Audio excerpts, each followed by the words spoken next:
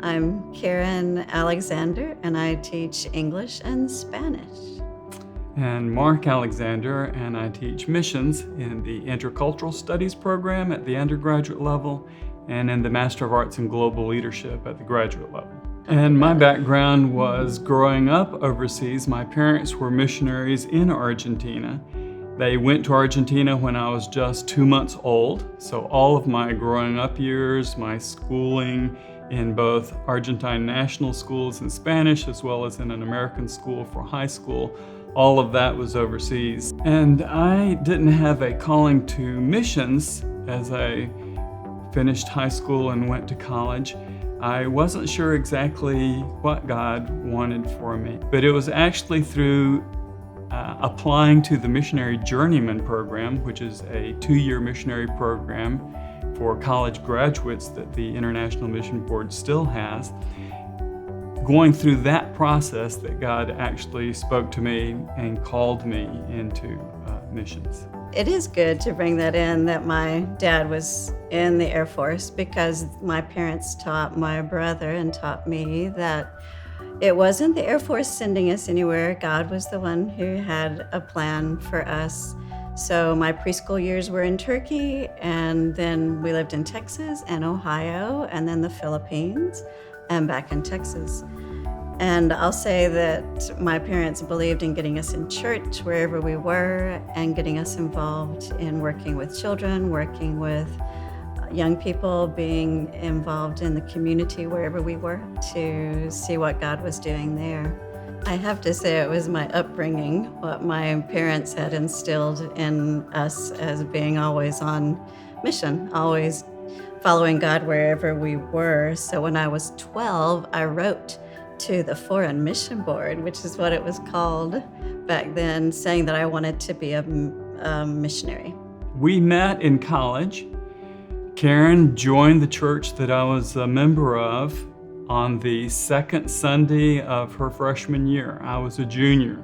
So she joins on Sunday morning. Sunday evening, we had a college fellowship at someone's home. And the draw for the college fellowship is they served a supper. It was held at someone's house. It was usually a college gathering. We would have some type of discipleship class and usually sit around a living room in a semicircle. Now, the key to meeting someone was understanding that they would pass around an attendance sheet.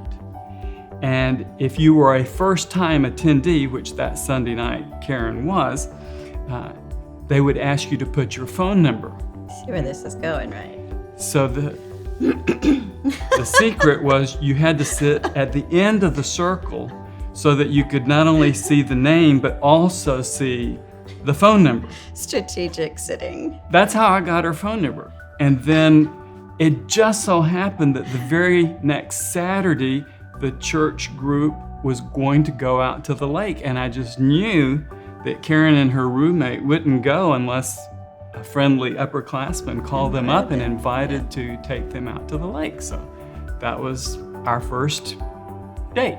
We spent a year in Costa Rica so I could learn Spanish. I studied French in high school and college. God does have a sense of humor, but I married somebody who's bilingual. So he, in Costa Rica, while I was learning Spanish, he took care of our daughter who was born there.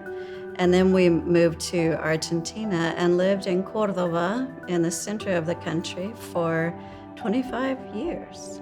Yeah.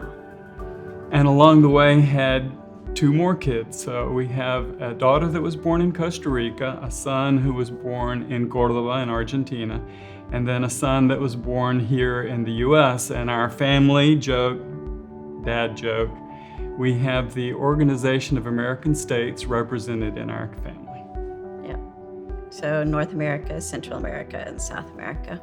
I think of the incredible variety of opportunities that we had for ministry. So we were involved in church planting. We were involved in associational work with a group of Baptist churches, both in the city of Cordoba and in the province of Cordoba, Argentina, where we lived. We were able to teach at a Bible Institute that was run by the association. We were able to teach at a missionary training school that was interdenominational, training Latin American individuals to go out to Africa, North Africa, the Middle East. Getting to be a part of those different aspects of ministry was also very rewarding. I feel wherever he puts us, it's a mission field. He's working.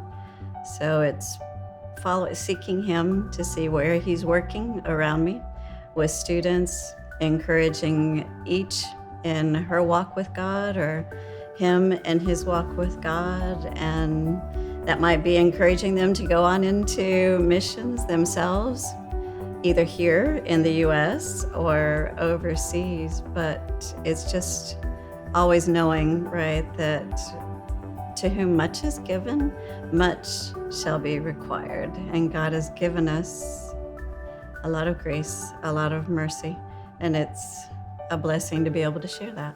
If the most important part is, yes, our relationship with Jesus and that daily growing walk with him, the way that is also lived out is in our relationships with others.